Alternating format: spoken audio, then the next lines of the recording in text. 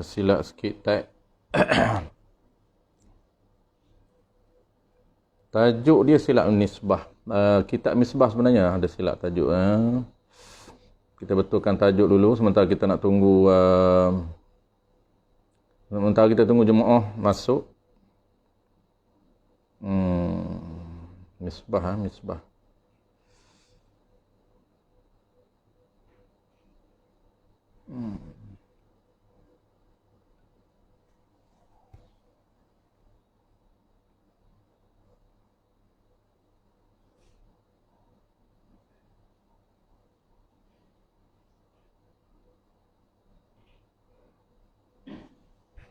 Baik, testing. Suara okey, gambar, suara. Kalau tak okey, tuan-puan boleh bagi tahu. Kita test dulu sementara kita menunggu. Sambil-sambil kita menunggu jemaah, terutamanya daripada surah An-Nur, P sebelah K, jalan sebelah K. Malam ni anjuran Kitab Misbahul Munir, anjuran surau An-Nur P11 Putrajaya.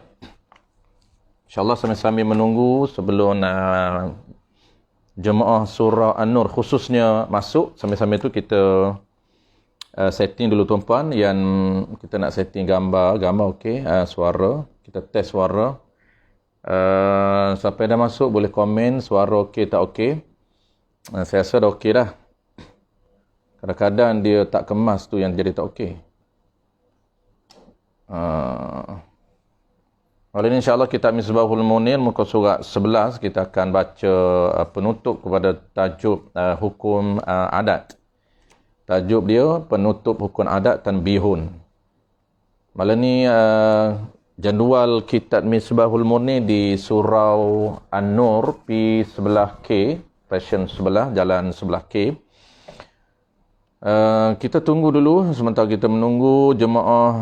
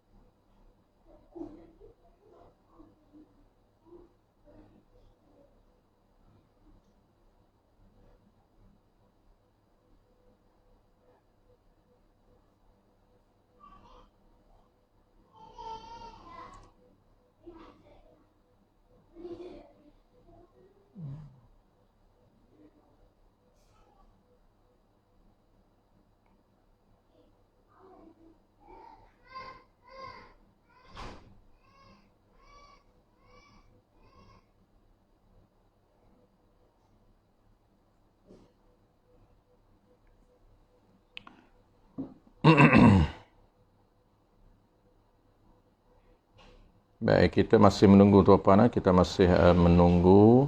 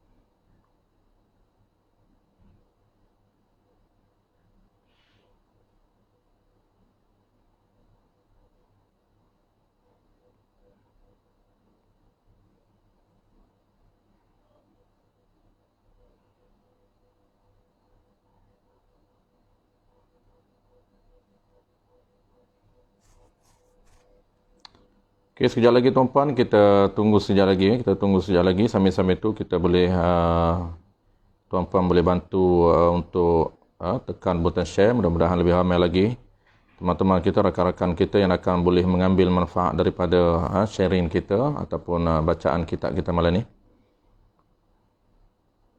Kita masih lagi menunggu sekejap, kita menunggu respon daripada wakil surah An-Nur. Kalau dah ada wakil surah An-Nur, tuan-puan boleh bagi respon untuk bila-bila kita mulakan. Bila-bila kita mulakan, tuan-puan boleh respon, terutamanya wakil surah An-Nur, pergi sebelah.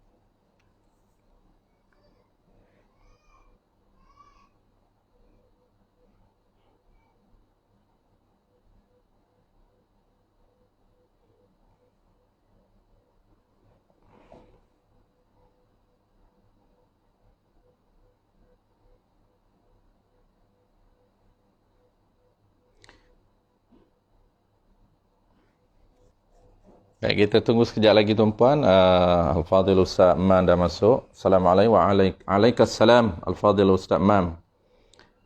Okay, kita tunggu respon daripada rakan-rakan kita. Bila kita boleh mula, insyaAllah. Kalau sekejap lagi, mungkin kita tunggu sekejap lagi. Sekejap lagi kalau dah boleh mula, kita minta wakil Ustaz Man lah, beritahu bila-bila kita nak mula.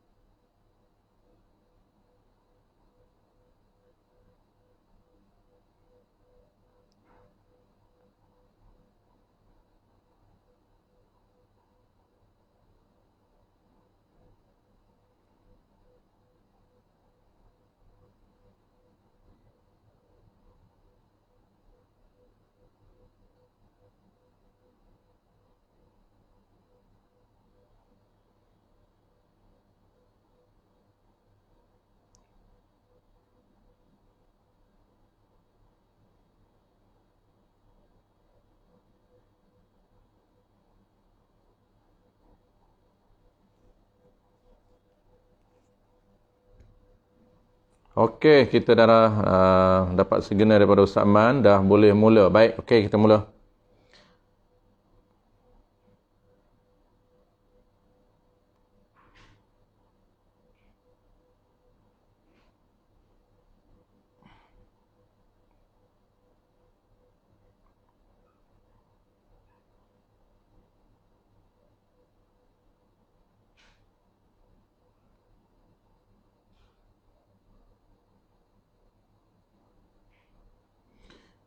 Baik, bismillahirrahmanirrahim. Alhamdulillahirabbil alamin wassalatu wassalamu ala asyrafil anbiya'i wal mursalin wa ala alihi wa ashabihi ajma'in.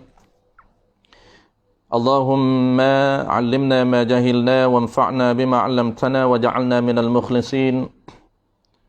Wa sallallahu ala sayyidina Muhammad wa ala alihi wa baraka wa sallam walhamdulillahirabbil alamin, amma ba'd.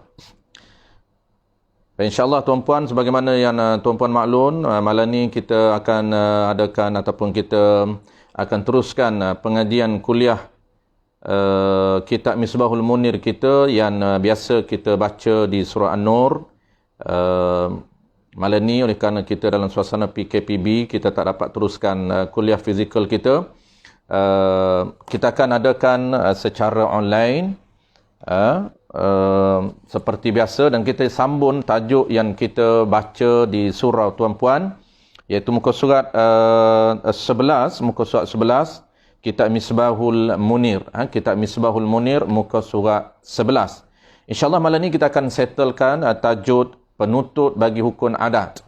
Dan hukum akal itu, modul hukum akal itu kita akan baca akan datang. Baik, apa yang kita akan sharing ataupun kita akan baca malam ni tuan-puan berkaitan dengan perbezaan di antara hukum adat dan juga hukum akal ataupun kesan. Lebih kepada musannif ataupun pengarang kita nak jelaskan kepada kita bagaimana kesan orang yang tidak mengetahui antara hukum adat dan hukum akal. Kesan dia sangat bahaya dari segi syarak, boleh membawa ataupun boleh menyebabkan kepada hukum fasik sekiranya kita tidak mampu untuk membezakan di antara hukum akal dan juga hukum adat. Dalam modul kita ini, musannif ataupun pengarang dalam intro dia, dalam pendahulu dia panjang lebar yang telah kita baca sebelum daripada ini di surah tuan-puan, iaitu berkaitan dengan pembahagian hukum. Antaranya hukum syarak, yang kedua hukum adat, yang ketiga hukum akal. Hukum ini yang telah kita bincang dua jenis komponen hukum penting di dalam agama kita, dan hukum yang ketiga yang kita akan bincang akan datang iaitu hukum akal. Dan dua hukum yang telah kita bincang, yang telah settle kita bincang, iaitu hukum syarak, hukum adat, dan juga akan datang insya-Allah hukum akal. Ketiga-tiga hukum ini secara panggil basicnya, secara asasnya mesti kita tahu. Kenapa? Kerana ketiga-tiga asas merupakan hukum basic, hukum asas untuk kita mampu ataupun boleh membezakan di antara satu sama lain apabila kita nak praktis di lapangan. Apabila berlaku sesuatu isu tuan-puan, maka kita kena pandai, kita kena mampu untuk meletakkan hukum sesuatu isu itu, sama ada hukum syarak ataupun hukum dari sudut adab ataupun hukum dari sudut akal. Itu kita kena tahu. Sebab itulah penuntut malam ni, penulis nak beritahu kepada kita, penulis nak stres ataupun nak tekankan kepada kita bagaimana kesan bahaya kepada orang yang tidak mengetahui hukum adat dengan hukum akal. Apabila dia tak tahu hukum adat dan hukum akal, menyebabkan sesuatu isu dia akan menghukumkan berdasarkan kepada hukum akal, hukum adat. Inilah kesilapan kita, menghukumkan sesuatu isu tak tepat pada sisi syarak akan menyebabkan berlakunya ataupun menyebabkan berlakunya kesan hukum ke atas kita yang dipanggil fasik, haram, berdosa, dan dihukumkan fasik sekiranya kita tidak mampu, tak pandai untuk menghukumkan sesuatu isu berdasarkan kepada situasi yang sebenar. Hukum syarak, hukum akal, tiba-tiba hukum adat, tiba-tiba kita kata hukum akal. Itu yang menjadi kesalahan kepada kita. Baik, insyaAllah kita akan baca. Malam ni ringkas saja tuan-puan, penutup. Dan hukum akal kita tak nak baca malam ni, kita akan baca dan kelas fizikal insyaAllah bulan depan. Bismillahirrahmanirrahim. Qala al-musannif rahimahullah subhanahu wa ta'ala. Tanbihun, muka surat sebelah tuan-puan.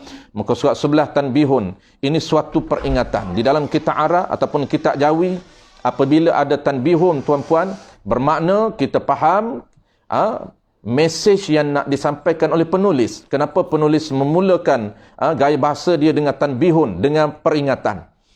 Dia nak menunjukkan bahawa isu dia nak bincang ini sebagai penutup ini, penutup kepada hukum adat malam ini, merupakan suatu isu, suatu pernyataan yang penting di sisi syarak. Kenapa? Kerana dia boleh melibatkan hukum fasik, haram, dan berdosa. Sebab itulah dia memulakan penulisan dia dengan gaya bahasa yang digunakan oleh para ulama dalam kitab Arab maupun kitab Jawi. Tanbihun, ini suatu peringatan. Maknanya apa tuan-tuan tanbihun? Tanbihun ay munabbihum liman ghafala. Tanbihun ini ay munabbihum liman ghafala, ini suatu peringatan kepada sesiapa yang lalai dan lupa tentang mesej yang disampaikan oleh hukum syarak ataupun yang disampaikan oleh Allah Subhanahu wa taala. Apa dia yang mesej yang nak disampaikan oleh penulis? Bermula mengetahui hukum adat itu. Kita dah bincang sebelum daripada ni tuan-puan, hukum adat ini terbahagi kepada 3: wajib adat, mustahil adat, dan juga harus adat. Beza dengan akal, beza dengan syarak. Kalau hukum syarak, nisbah hukum yang digubal oleh Allah Subhanahu wa taala. Allah Taala menggubal hukum tersebut dan Allah Subhanahu wa taala gubal hukum tersebut untuk apa? Untuk hamba dia. Allah yang menggubal hukum tersebut supaya hamba yang melaksanakan setiap hukum yang digubal oleh Allah Taala. Maka kita namakan hukum tersebut adalah hukum syarak. Yang kita dah sebut sebelum daripada ni, yang ada 5 kerangka asas. Hukum syarak ini dia biasanya berkisar kepada 5 hukum asas: wajib, sunat, haram, makruh, harus. Itu hukum syarak. Kalau hukum adat, tuan-puan, kita nak bincang pada malam ini, hukum adat ini hukum kebiasaan yang berlaku, yang berulang-ulang di dalam kehidupan kita. Apabila sesuatu benda itu dia berulang-ulang benda yang sama, teorinya kita dah sebut sebelum daripada ni, proses pengulangan biasanya yang para ulama kaji lebih daripada 2 ke atas pengulangan yang sama, maka keluar rizat, keluar hukum. Apa hukum yang keluar? Hukum yang keluar daripada proses pengulangan benda yang sama berlaku itu, maka lahirlah rizat dia, hukum dia. Ada 3, pertama wajib dengan mana mesti, yang kedua mustahil, yang ketiganya ialah harus. Kalaulah benda itu proses pengulangan berlaku benda yang sama itu berulang-ulang 2 ke atas, maka kita panggil hukum itu adalah hukum adat. Nisbah adat, proses kebiasaan berlaku berulang-ulang. Mana contoh yang kita dah beri sebelum daripada ni, biasanya kalau kita makan banyak, maka rizak dia kenyang. Maka apa maksud makan banyak kenyang? Maksud dia, dan nisbah adat biasanya makan banyak rizak dia kenyang. Maka apa hukum? Hukum dia wajib pada adat makan banyak kenyang. Itu dia panggil adat. Wajib pada adat, mesti adat makan banyak akan kenyang. Mesti pada kebiasaannya makan banyak kenyang. Tetapi kalau makan banyak tak kenyang, dia berlawanan dengan wajib, maka dipanggil mustahil. Dipanggil mustahil adat. Apabila kebiasaan berlaku makan banyak kenyang, tiba-tiba ada orang yang makan banyak tak kenyang, maka apa yang kita panggil, tuan-puan? Kita panggil mustahil adat. Luar biasa berlaku pada adat. Ini dia panggil tak logik adat, bukan tak logik akal. Itu penting yang kena kita pandai letak. Kalau benda tu bukan akal, jangan kita kata tak logik akal. Kita hanya kata tak logik adat. Luar biasa adat. Apabila makan banyak tak kenyang, keluar biasa pada adat. Mustahil adat, makan banyak tak kenyang. Mandi tak basah, luar adat, dipanggil mustahil adat. Bakar tak hangus, dipanggil mustahil adat. Biasanya bakar, api tersentuh dengan sesuatu benda akan membakar. Tiba-tiba api tersentuh dengan benda kering, tak terbakar, maka dipanggil mustahil adat, bukan mustahil akal, bukan tak logik akal. Ini benda tepat-tepat yang perlu kita tukarkan. Jangan kita guna akal, tapi guna adat. Baik. Bermula mengetahui hukum adat itu sesuatu perkara yang baik dan bagus. Kerana apa? Kerana orang yang tidak mengetahui akan hukum adat itu, terkadangnya jadi fasik. Ini kesan orang yang tak tahu hukum adat. Benda yang luar biasa adat, dia kata luar biasa akal. Tak logik akal. Itu bahaya. Sedangkan itu bukan tak logik akal. Itu luar biasa adat sahaja. Dari segi adat sahaja jangan berlaku. Tapi boleh pada akal, boleh berlaku. Pada akal, harus pada akal. Bukan mustahil pada akal. Ini tepat-tepat yang penting. Mana contoh orang yang tak tahu hukum adat membawa ataupun kesannya boleh menyebabkan kepada fasik. Apa dia fasik? Haram dan berdosa. Itu mana fasik? Status fasik ini status. Hukum dia haram dan berdosa. Mana contoh orang yang tak pandai hukum akal, orang tak pandai hukum adat, dia hukumkan jadi hukum akal, seperti mengata seseorang dengan wajib adat. Seperti seseorang itu dia mengatakan wajib adat itu dengan wajib akal. Sedangkan sesuatu isu itu wajib ada. Tiba-tiba dia tukar jadi wajib akal. Maka lari tajuk dia dan lari juga hukum dia. Bahaya. Apabila lari tajuk, kesan dia lari hukum. Misalnya, seseorang yang memotongkan sesuatu tali dengan pisau yang tajam. Ada orang yang menggunakan pisau yang tajam, dia memotong tali. Tiba-tiba tidak putus tali itu. Apabila dia guna pisau tajam, dia potong tali, tiba-tiba tali itu tak putus. Lalu ia berkata, tak terima akal tali itu tidak putus. Bahasa kita panggil, tak logik akal, tali itu tak putus. Kerana kita menggunakan pisau yang tajam. Inilah kesilapan dan kesalahan. Dia menghukumkan dengan hukuman yang tak tepat. Dia mengatakan tak logik akal, sedangkan yang sebenarnya ialah tak logik adab. Sebenarnya luar biasa adab. Menggunakan pisau yang tajam tetapi tak berjaya memutuskan tali. Menggunakan pisau yang tajam tapi tak berjaya memotong sesuatu. Dan seseorang pula, contoh yang kedua, seseorang pula membakar akan kayu yang kering. Contoh pertama, ada orang yang memotong tali menggunakan pisau yang tajam, tiba-tiba tak terpotong. Apa dia kata? Lalu dia mengatakan bahawa tak logik akal. Menggunakan pisau yang tajam, tiba-tiba tak terpotong.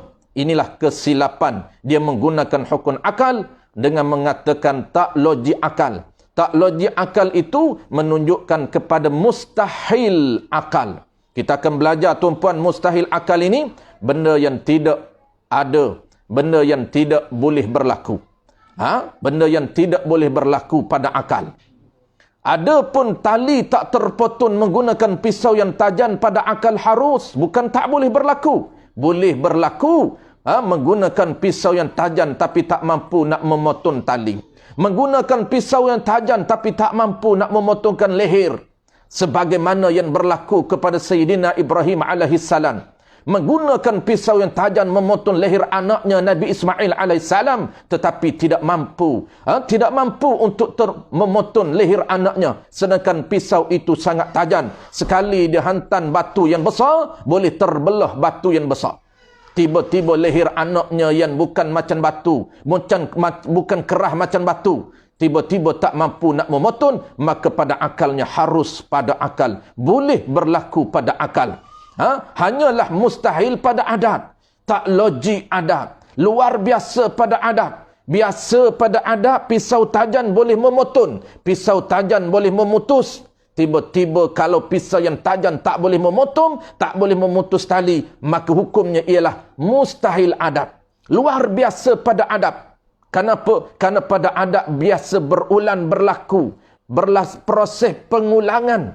Proses yang biasa berlaku, kalau tajam akan mampu memutus, tiba-tiba tak mampu memutus, maka dipanggil itu ialah mustahil adat, bukan mustahil akal. Inilah tempat yang perlu kita jaga ketika mana kita nak menggunakan bahasa di dalam pertuturan harian kita.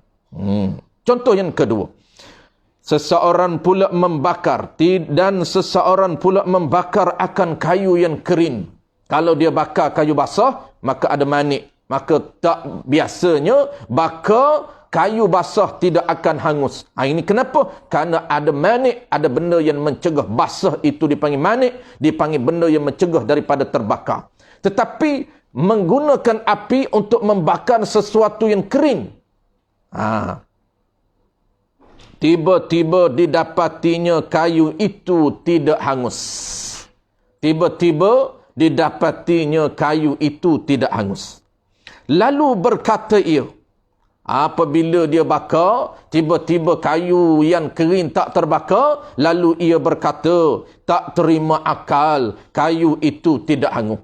Dia kata tak logik akal, tak terima akal. Tiba-tiba kita bakar kayu yang kering, tak hangus.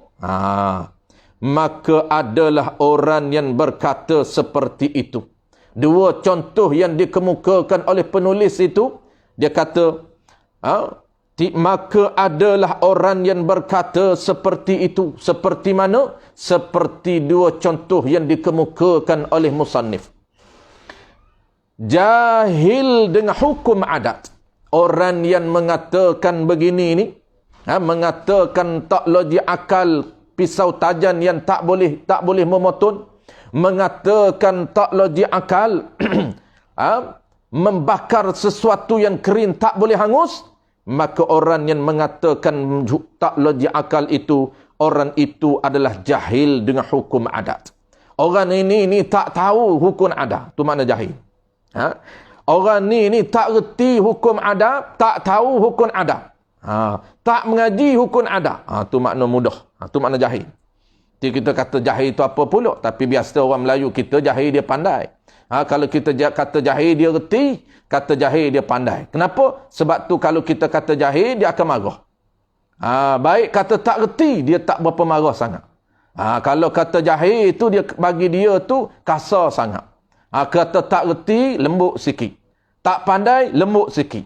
Jangan kata jahil dan jangan kata bodoh saja. Itu dia akan marah kerana itu bahasa yang kasar. Walhanya 2 kali 5, 5 kali 2. Maka orang yang berkata seperti itu jahil dengan hukum adat.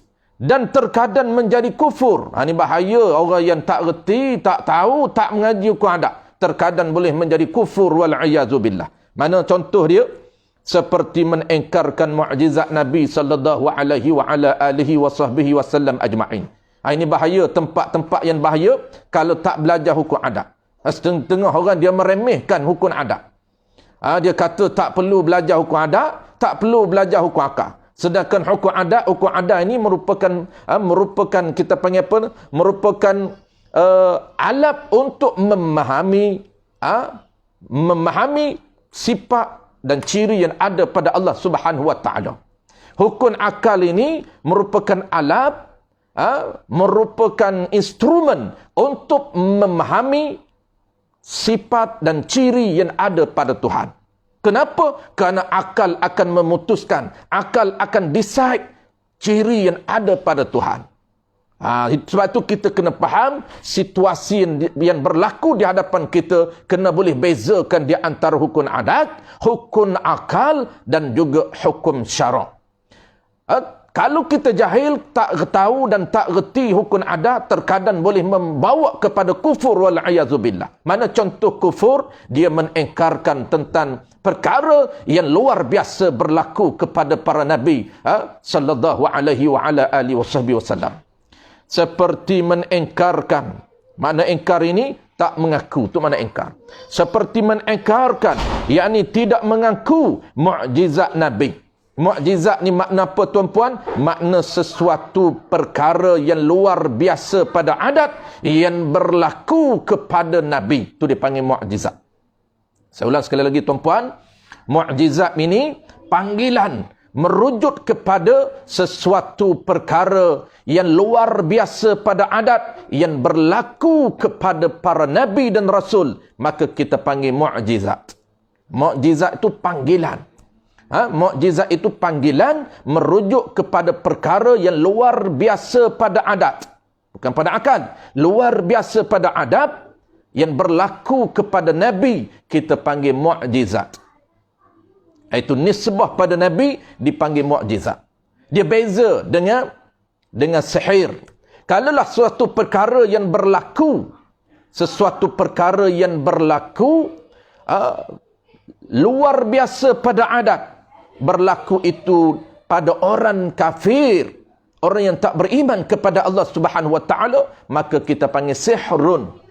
Sihir. Itu dipanggil sihir. Kalaulah luar biasa itu berlaku kepada orang berlaku kepada orang yang soleh. Saya ulang tuan-puan, kalaulah sesuatu perkara yang luar biasa pada adat berlaku nisbah kepada orang soleh, kita panggil al-ma'unah. Ini saya biasa sebut selalu dalam kuliah-kuliah kita. Nisbah nisbah pada Nabi dipanggil mu'jizat. Nisbah pada orang kafir dipanggil sihir. Nisbah kepada orang soleh dipanggil ma'unah. Jin ma'unah. Kalaulah perkara luar biasa berlaku di kalangan orang soleh, kita tak panggil karamah, tapi kita panggil ma'unah. Dan yang terakhir, kalaulah perkara yang luar biasa pada adat berlaku nisbah kepada wali Allah, dipanggil karamah. Itu tuan-puan kena jelas perbezaan. Asas dia sama, nisbah berbeza. Kalau mu'jizat, nisbah perkara luar biasa pada adat berlaku pada Nabi. Kalaulah sihir, nisbah perkara luar biasa berlaku kepada orang yang tidak beriman kepada Allah Ta'ala. Itu dipanggil sihir. Ada orang tengok orang kafir berjalan atas bara api. Kita kata, wow. Kita kata, sangat takjub, sangat menakjub. Itu dipanggil sihir. Kalau nisbah perkara luar biasa pada adat berlaku kepada orang saleh, kita panggil ma'unah. Yang keempat, kita panggil karamah. Nisbah perkara luar biasa berlaku kepada para wali Allah. Awliyaullah sama ada awliya'us sughra ataupun awliya'ul kubra. Di kalangan Nabi, di kalangan para wali, ada wali kecil pangkat dia, dan ada wali pangkat-pangkatnya besar dipanggil wali kubra, pangkat besar di sisi Allah Subhanahu wa taala. Mana contoh dia tuan-puan? Seperti tongkat Nabi Musa jadi ular. Apa yang kita kata tak logik akal. Ini bahaya, boleh membawa kepada kufur wal iazu billah. Karena ini merupakan mukjizat Nabi, perkara luar biasa berlaku pada adab, nisbah berlaku itu terhadap Nabi, kita panggil mukjizat. Luar biasa adab. Dipanggil apa? Mustahil adab. Tetapi harus pada akal. Pada akal kita bukan menghukumkan mustahil, tetapi menghukumkan harus boleh berlaku. Bukan suatu benda yang tak boleh berlaku. Bukan. Tak boleh berlaku itu pada adab, bukan pada akal. Ini tempat-tempat yang kita akan ulan apabila kita masuk modul yang seterusnya, iaitu bagaimana untuk kita memahami dan faham tentang hukum akal ada 3. Kenapa? Karena kita nak pandai decide menggunakan akal kita. Neraca akal kita ini, kita nak timban, nak hukumkan situasi yang ada di depan kita menggunakan neraca timbangan akal. Maka ulama dah ajar, wajib pada akal, mesti, dengan mana tentu, dengan mana sungguh. Itu pada akal kita. Mustahil, insya-Allah kita akan bincang akan datang. Mustahil pada akal, benda yang tidak ada pada satu benda yang tidak satu benda yang tidak ada. Kita putuskan benda itu mesti tiada, ataupun kita kata mesti tak ada pada akal kita. InsyaAllah yang itu kita akan bincang akan datang. Baik, kita baca ekspres. Malam ni kita nak penutup hukum adat sahaja. Mana contoh yang kedua tuan-puan? Dan Nabi Ibrahim AS tidak hangus dibakar. Ibrahim ni, Nabi Ibrahim. Jadi beradat dengan Nabi tuan-puan, Nabi kita dan Nabi-Nabi lain, kita jangan panggil nama dia direct. Kena panggil nama Nabi. Ada gelaran dia. Kadang-kadang kita tak belajar tentang ilmu kenabian dan akhlak beradab dengan Nabi, menyebabkan kita tak perasan, tak perasan beradab dengan Nabi. Kita tak boleh panggil Muhammad tuan-puan, tak boleh, haram adab. Itu dijelaskan di dalam kitab-kitab para ulama. Dijelaskan juga dalam Al-Quran, haram memanggil nama Nabi sebagaimana kamu memanggil nama di kalangan kamu, tak boleh. Nama bapa kita pun kita tak panggil tuan-puan direct. Nama bapa saya Ramli, saya tak panggil Lee, saya tak panggil. Lee ni kalau saya panggil Lee kat bapa saya, makan penyepak bapa saya. Saya panggil bapa ataupun panggil ayah ataupun panggil apa nama ni? Abbas. Jadi Nabi sama, pangkat kena panggil pangkat, jangan panggil Muhammad saja. Haram adab. Tidak ada adab dengan Nabi memanggil nama Nabi direct. Melainkan tempat-tempat yang kita nak beritahu. Seperti dalam kitab tu pun ulama jaga, dalam kitab tu tak tulis Nabi, kita kena menggunakan Nabi. Ni macam ni dia tak tulis Nabi. Dan Ibrahim, dan Nabi Ibrahim alaihissalam tidak hangus dibakar oleh Namrud, dan pisau yang tajam tidak memutuskan tengkok Nabi Ismail. Dan air yang banyak. Ni contoh yang keempat tuan-puan. Last sekali, contoh yang keempat. Dan air yang banyak keluar di jari Nabi Muhammad sallallahu alaihi wassalam. Maka semuanya contoh itu tuan-puan. Mana contoh? pertamanya tongkat Nabi. Ini dia nak menceritakan mukjizat Nabi. Mukjizat Nabi ni perkara yang luar biasa berlaku nisbah kepada Nabi, kita panggil mukjizat. Maka perkara yang luar biasa yang berlaku pada adat, kita panggil apa tuan-puan? Kita panggil mustahil adat. Tak logik adat. Luar biasa pada adat. Tetapi pada akal harus. Itu tempat yang perlu kita pandai menhukum. Supaya kita jangan sebut tak logik akal. Tongkat boleh jadi ular. Tak logik akal. Pisau yang tajam tak boleh memutuskan leher anaknya Nabi Ismail AS. Tak logik akal.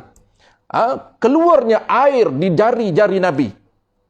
Ini benda-benda yang kita tak boleh nak menggunakan tak logik akal. Kita kena kata tak logik adat, luar biasa adat. Ini berlaku pada mukjizat Nabi. Kita tak boleh nak engkar. Kita kena pandai untuk menggunakan ayat dia. Sebagaimana yang saya sebut sebelum ni di surau. Macam kita kata, kambing tuan-puan, saya pernah sebut dua contoh sebelum pada ni. Kambing boleh terbang. Kereta terbang. Kambing terbang ni tuan-puan, kambing terbang. Kambing pada adat dia berjalan, dia tak boleh terbang. Tiba-tiba kita melihat kambing terbang. Apa hukum kita? Tak logik akal. Salah. Yang sebenarnya ialah apabila kita melihat suatu perkara yang luar biasa daripada kebiasaannya, biasa kambing berjalan, kambing berlari, tiba-tiba kambing boleh berterbang di udara. Kita tengok macam kapal terbang. Tapi bukan kapal terbang, bukan helikopter, tetapi kambing sedang terbang di udara. Apa yang kita nak putuskan? Maka kita mengatakan bahawa luar biasa pada adat kambing boleh terbang. Biasanya wajib pada adab kambing berjalan. Kambing berlari. Tapi kalau kambing boleh terbang, maka kita panggil mustahil adat. Bukan tak logik akal. Itu contoh pertama kita dah beri, kita dah biasa beri di siri kuliah-kuliah kita di surau. Contoh kedua yang biasa kita sebut, kalau kita tanam pokok durian, biasanya dia akan keluar buah apa tuan-puan? Biasanya pada adab hukum adat tanam durian, wajib keluarnya buah durian. Tiba-tiba kalau kita tanam buah durian, keluarnya adalah buah manggis, apapun kita, hukumnya ialah mustahil adat tanam pokok durian, keluar buah manggis. Tapi pada akal harus. Harus tu makna apa? Nisbah akal kita memutuskan boleh untuk Allah Ta'ala keluarkan buah manggis daripada pokok durian. Kenapa? Kerana Allah mempunyai ciri perkuasa yang ada pada zat Allah Subhanahu Wa Ta'ala, sehingga dia boleh berkuasa mengadakan segala perkara yang mungkin. perkara yang mungkin.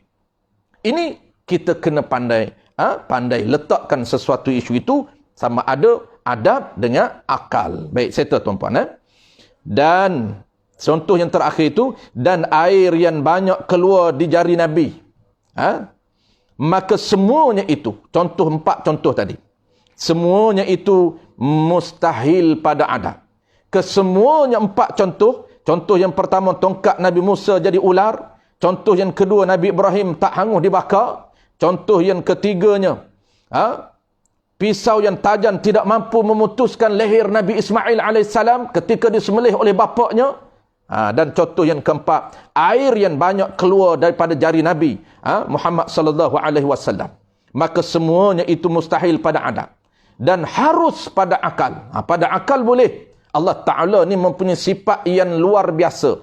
Mempunyai sifat yang agung. Mempunyai sifat yang sempurna. Antara sifat kesempurnaan ada pada diri Allah Ta'ala ialah 13 yang kita akan belajar dalam kitab kita ini. Dan kitab kita ni lebih campur plus dengan 7.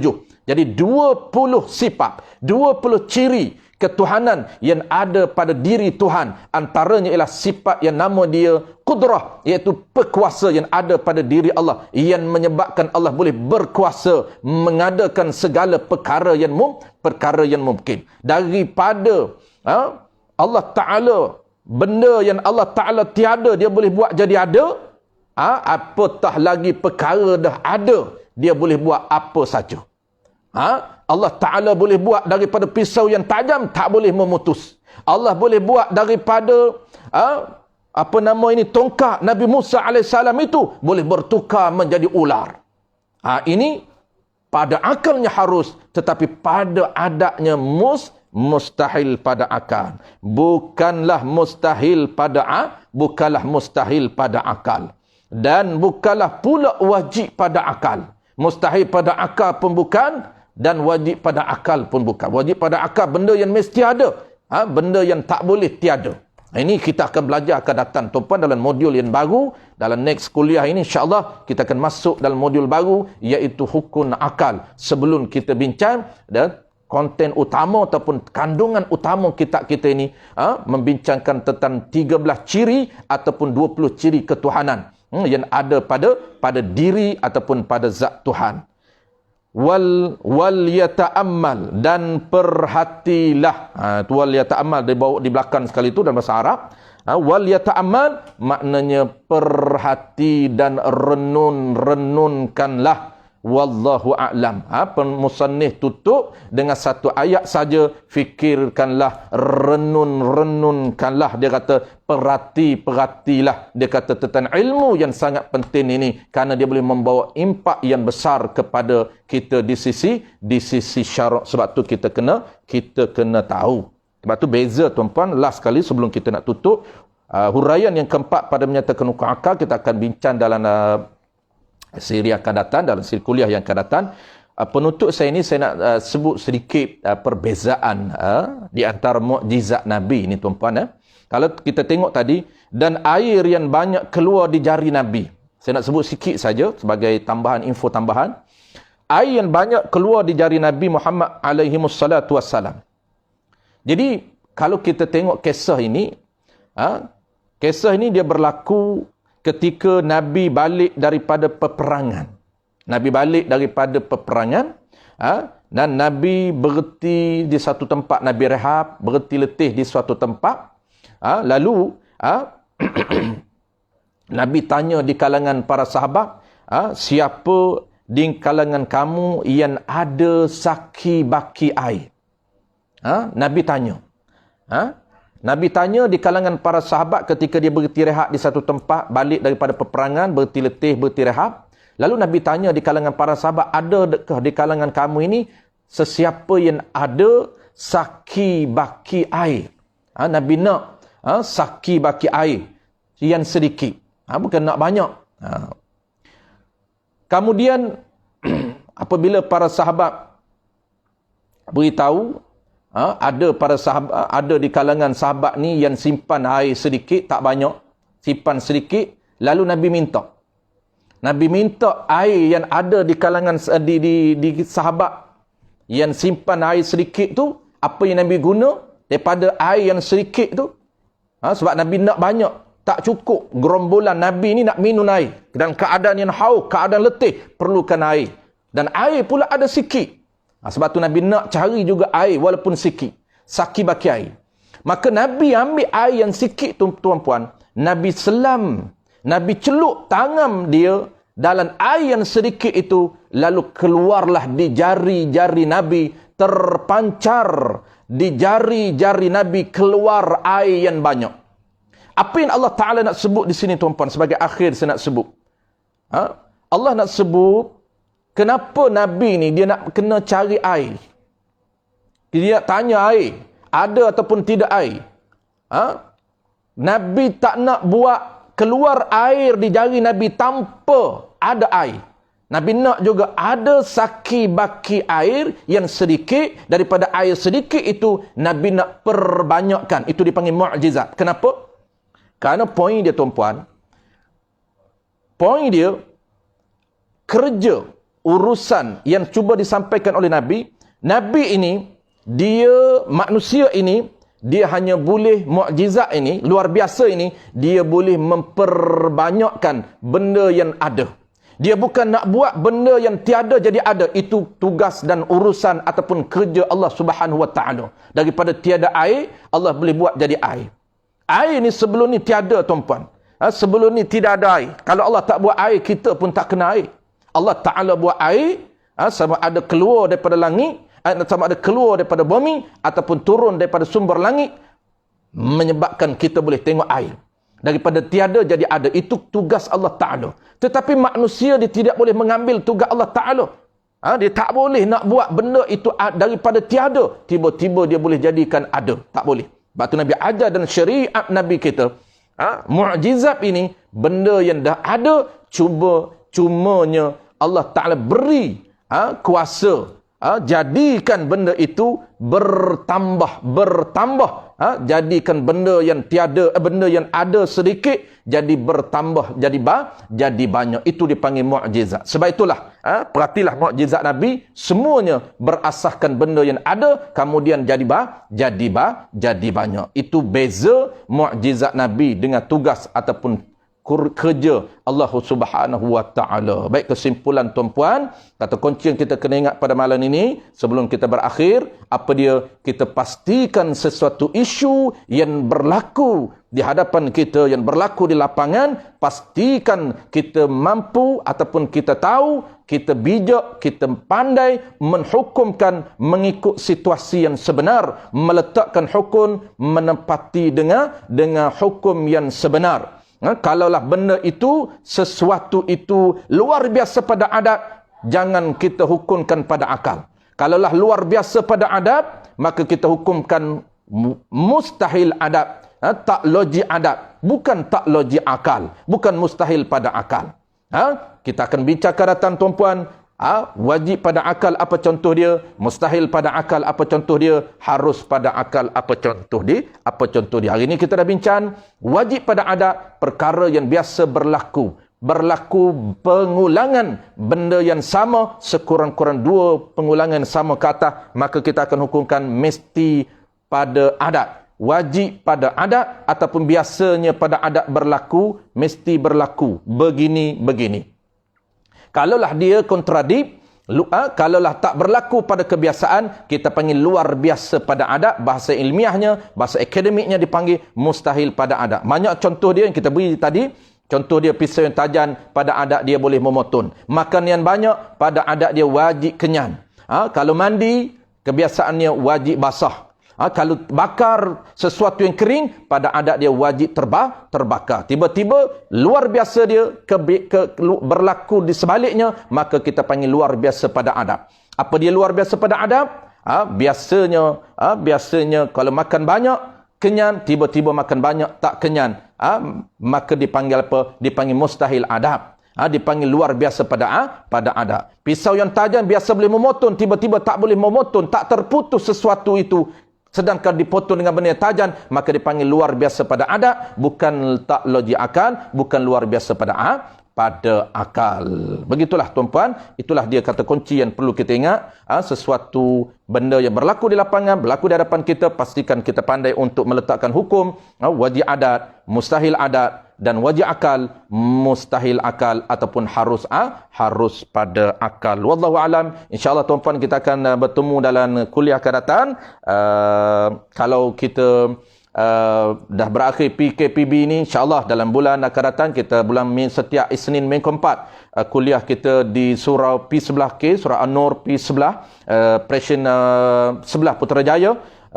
Kita baca kitab Misbahul Munir, panggil apa? Kuliah bulanan, seminggu, bukan seminggu sekali, sebulan sekali kuliah bulanan, setiap minggu Isnin, minggu keempat, di surah An-Nur. InsyaAllah, mudah-mudahan kita diangkatkan wabak secepat mungkin. Kita akan berkuliah seperti biasa secara fizikal di surau tuan-puan, di surah An-Nur khususnya, di semua surau dan masjid-masjid seperti biasa di tempat-tempat lain. Dan saya ucapkan terima kasih kepada pihak pengurusan surah An-Nur, terima kasih kepada pengurusi surah An-Nur, Al-Fadil Ustaz Man kita, dan seluruh ahli jawatan kuasa surah An-Nur, dan juga seluruh jemaah dan kawan-kawan teman-teman yang join kuliah kita, yang join live kita pada malam ini. Mudah-mudahan Allah berikan kesihatan baik kepada kita, Allah angkat wabak secepat mungkin, dan Allah berikan keberkatan kepada kita, Allah berikan keberkatan kepada keluarga kita, keberkatan kepada ilmu kita, keberkatan kepada harta benda kita. Yang paling penting selalu kita doa tuan-puan, kita dambakan, kita minta selalu dengan Allah, berikanlah keberkatan kepada umur kita, keberkatan kepada usia kita. InsyaAllah mudah-mudahan Allah makbulkan permintaan kita, Allah makbulkan doa kita dengan berkat apa dia tuan-puan? Berkat kita membesarkan majlis ilmu, membesarkan ilmu Allah Subhanahu Wa Taala, khususnya ilmu usuluddin, ilmu aqidah, ilmu yang sangat tinggi darjat di sisi Allah Taala, setinggi-tinggi darjat ilmu di sisi Allah Taala ialah ilmu usuluddin, iaitu ilmu yang membicarakan tentang zat Allah, ilmu yang membicarakan membicarakan tentang sifat ataupun ciri Allah Subhanahu Wa Taala. Tidak ada ilmu selain daripada ilmu yang membicarakan tentang diri dan sifat Allah Taala. Itulah ilmu yang paling tinggi. Dengan berkat ilmu yang paling tinggi di sisi Allah ini, kita minta supaya Allah makbulkan doa kita. Bismillahirrahmanirrahim. Alhamdulillahirabbil alamin. Wassalatu wassalamu ala asyrafil anbiya'i wal mursalin wa ala alihi wa ashabihi ajma'in. Allahumma faqihna fid din wa 'allimna at-ta'wil waj'alna minal ulama'il 'amilin waj'alna min 'ibadika as-salihin. Allahumma inna nas'aluka ridhaka wal jannah wal jannah wa na'udzu bika min sakhatika wan nar. Allahumma innaka 'afuwun karim tuhibbul 'afwa fa'fu 'anna wa an walidina wa an jami'il muslimina wal muslimat bi rahmatika ya arhamar rahimin. Allahumma rabbana atina fid dunya hasanah wa fil akhirati hasanatan wa qina 'adzaban nar. Wa rabbana atina fid dunya hasanah في الآخرة حسنة وقنا عذاب النار. وصلى الله على سيدنا محمد وعلى آله وبارك وسلم والحمد لله رب العالمين. تقبل الله منكم يا كريم.